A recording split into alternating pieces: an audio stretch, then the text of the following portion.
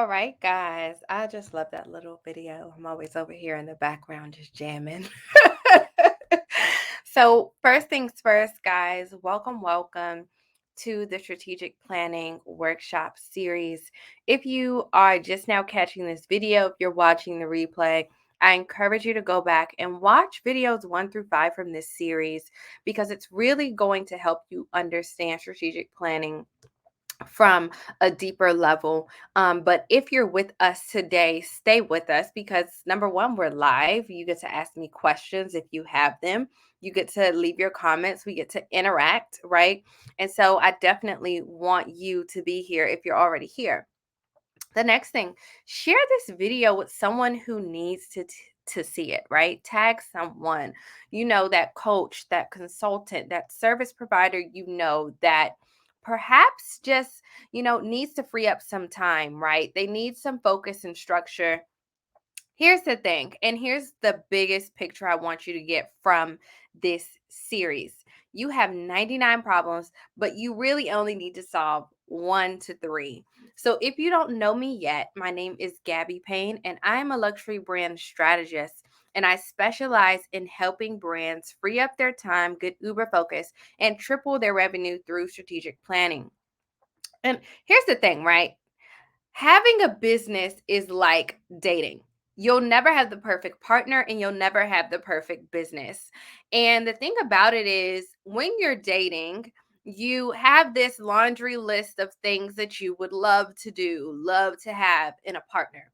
In your business, it's the same way. You have this laundry list of things that you would love to have done in your business, right? But the reality is, those 1 to 3 things in that other person is what is going to make the relationship work. In the same way, those 1 to 3 things in your business are the things that are really going to transform your business.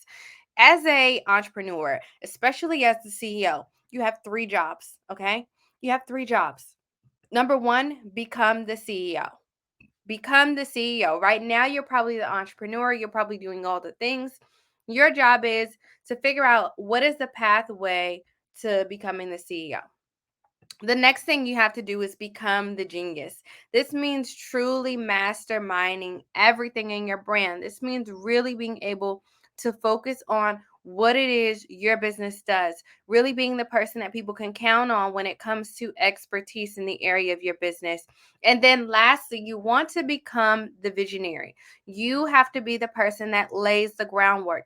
You have to be the person that puts it out there so that when you have team members, so that when you have people coming into your business, they're not led astray. And also that your needs are in the forefront. A lot of times when we bring in outsiders into our business, whether that be contractors, whether that be employees, we get in this mindset that their job is to come in and fix, right? And it's really not their job. Their job is to do what we ask them to do. And a lot of times we don't ask them to what to do because we don't even know what they should be doing. And that's a part of the problem. So, in order to do that, you're going to have to look at your business differently. And you're going to have to look at your business the same way over a period of time. And this is the key. So many of us, right? We have that one metric that we might follow for, 1 month or 2 months, and then we fall off. But it's important that you continually look at your metrics on a monthly basis at a minimum to kind of track and see what is happening, what is the data showing you, what is working, what is not working. And you need to be able to identify what needs to change this year to put yourself and your business in a better position when next year comes around. So today we're talking all about metrics, right? The top 3 metrics you need to master in your business. First things first, the first thing you got to look at is cost. And if you know me, you're probably laughing. You're like, yeah, one thing Gabby is about is those numbers, because that is absolutely true. I believe that numbers are, I would say, 33% of your success. Your ability to look at numbers and understand what they mean in your business is going to be 33% of your success, right? And so when you think about numbers, I want you to think about cost in 2 ways: cost and time, meaning your time, and money. So capacity in dollars, right? What are you spending on? And then where is your time being spent? The biggest indicator of a price shift needing to happen is always going to be those two things, right? Either if your costs are too high, that means your profit margin is too low. That's a price shift. If your capacity is maxed out and you still are wanting to grow your revenue, that's a price shift, right? The biggest reason that you have metrics in the first place, guys, is to diagnose problems and manage blind spots. And this is why I say it's 33% of your success. Knowing what the right problem is to solve is half the battle. So many people are solving the wrong problem in their business. I'll give you an example. Someone might say, I'm really trying to increase my lead generation, and they go and start building a website. That's not, the website is not your problem.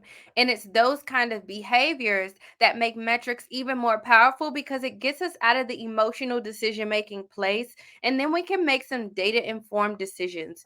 So if I'm looking at lead generation, you know what my question is for that person? Okay, if you're talking about increasing your lead generation, what are your sources of leads by percentage? Do you have those numbers? If not, let's go back and start tracking those numbers, right? And so now we're understanding, okay, where are we putting our effort in, and where are the needs being met? Where are the leads coming from? So if I'm putting my effort equally into social media and referrals, but I come to find out that referrals are my number one source of business, then maybe we need to shift the trajectory from social media to the process of lead generation through networking and figure out what that funnel looks like.